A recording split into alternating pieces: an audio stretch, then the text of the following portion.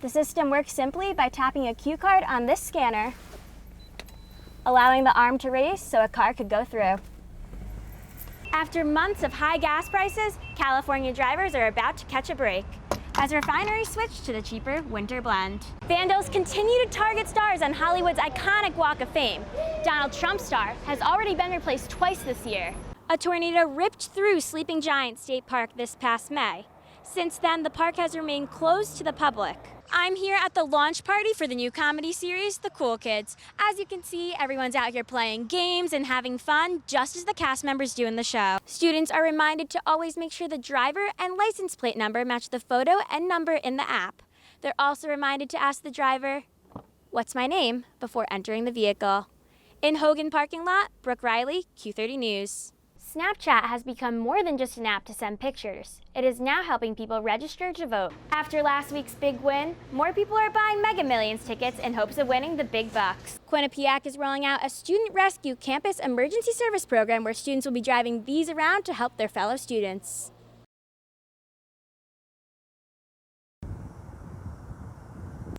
Students parking in the garage on the York Hill campus may have noticed some changes when they returned this fall. The arm at the entrance gate to the garage is now kept down, and students must tap their cue cards to get through. SGA Vice President Sophia Marshall worked on this as an initiative last spring, and it was approved this summer. I ended up sending out a poll to the people who follow my Instagram account, and I asked them essentially what they wanted to see done in regards to public safety on campus. And a lot of students told me that they were kind of concerned with safety as a whole in terms of like getting on and off campus. The system works simply by tapping a cue card on this scanner, allowing the arm to raise so a car could go through.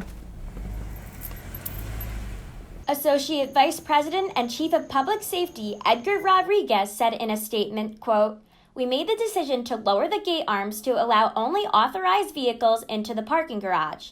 The gate arms should give our students peace of mind, discourage theft or assault, and significantly reduce unauthorized access to the parking garage," end quote. Some students think this is a positive idea to promote better safety measures. I think it's a really good safety mechanism because it prevents people who are random and not students or faculty to go in and out of the garage. Others disagree, saying that it is unnecessary to have to tap out of the garage when they are leaving. It's kind of unnecessary to have to tap out once you're already inside. It should just be like a sensor system. You drive up and the gate's open. But then also like tapping in, it is kind of, it's weird. You have to pull up next to the curb really close and like reach out the window. Chief Rodriguez said that public safety will continue to make changes to ensure that the Quinnipiac community is kept safe. For Q30 News, I'm Brooke Reilly. Quinnipiac is rolling out a student rescue campus emergency service program where students will be driving these around to help their fellow students. Quick hit, chest seal, quick clot for any trauma. Quinnipiac is now joining 250 other colleges and universities with an on-campus emergency service program. Once I was aware that there were other campuses that had student-run EMS, I said we need to be doing this at Quinnipiac. Brewer originally had the idea to bring this to Quinnipiac several years ago and has been working with Fire Marshal Rich Halley and the Department of Public Safety, along with student leaders, to coordinate this. These student EMTs will be responding with our public safety officers and getting to the scene much faster, where minutes count.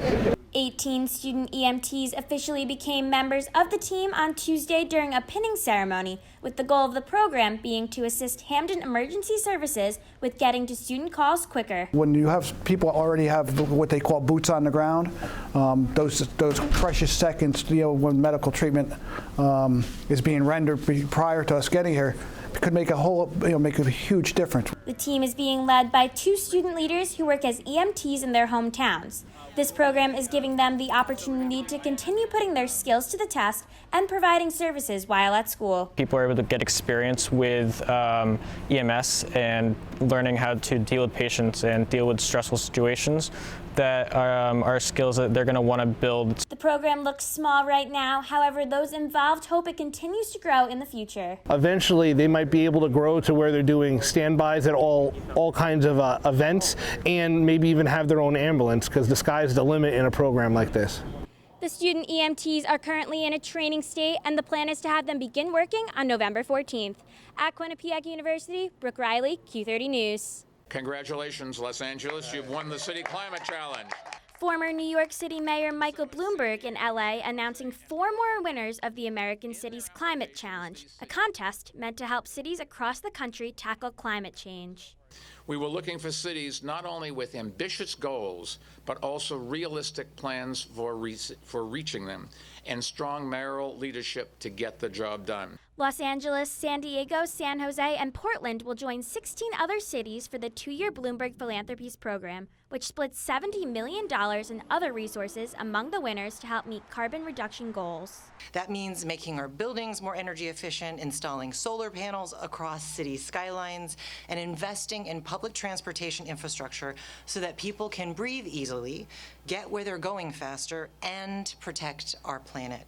Los Angeles Mayor Eric Garcetti has big plans with the money. This grant will allow us to do just that, to make sure by 2030 that every building built in Los Angeles is carbon neutral, and by 2050 that they are neutral altogether, including energy. Both mayors used the opportunity to criticize the Trump administration, saying that a different approach is needed after President Trump withdrew from the Paris Climate Agreement, claiming it would be hard on the U.S. economy. And so it is encouraging to finally hear him say what we all know, the change is there. We need him to take the next step, and this is much bigger than politics. He needs to act now. He is our president. Thankfully, in the United States, the decisions that have the most influence over greenhouse gas emissions are not made by the federal government. They're made by CEOs and cities, all of which want cheaper power and cleaner air. These 4 western cities join Seattle and Atlanta. The remaining 14 winners will be announced over the next several weeks. In Los Angeles, Brooke Reilly, Fox News. We have a developing story on the west coast of a shooting at a high school in Santa Clarita, California. The shooting occurred just after 7:30 a.m. at Saugus High School. The suspect was described as a 16-year-old Asian male who attended the school. 2 students were killed and 3 other students were shot on the school's quad before classes began this morning. The gunman then shot himself in the head and is described as being in grave condition in a nearby hospital. When this sort of thing happens, because even though you're prepared for it, you can't really be prepared for it. It doesn't really feel like real, and it still hasn't set in with me that it happened. Saugus and neighboring schools were all placed on lockdown. Deputies assisted with students getting away from the building. Students were transported to a park about 3 miles from the school where they were reunited with their families. A top State Department official and acting U.S. ambassador to Ukraine testified in the impeachment inquiry against President Trump yesterday. The inquiry started with Democrats saying Trump violated the law by asking Ukraine to investigate former Vice President Joe Biden. But Republicans said that the president did nothing wrong. The inquiry will continue with a closed hearing tomorrow. On Tuesday, most of the Supreme Court seemed like they would approve the Trump administration's plan to end the DACA program. The federal program has allowed about 700,000 young people to remain in the U.S. and avoid deportation. The biggest question was whether or not the Department of Homeland Security announced that DACA would wind down in September 2017 was valid. The justices will continue to discuss this in private tomorrow, but in the meantime, protests have been taking place across the country. The ruling will likely be made in June 2020. That's all I have for this week's national news. Eliza and Nick, back to you.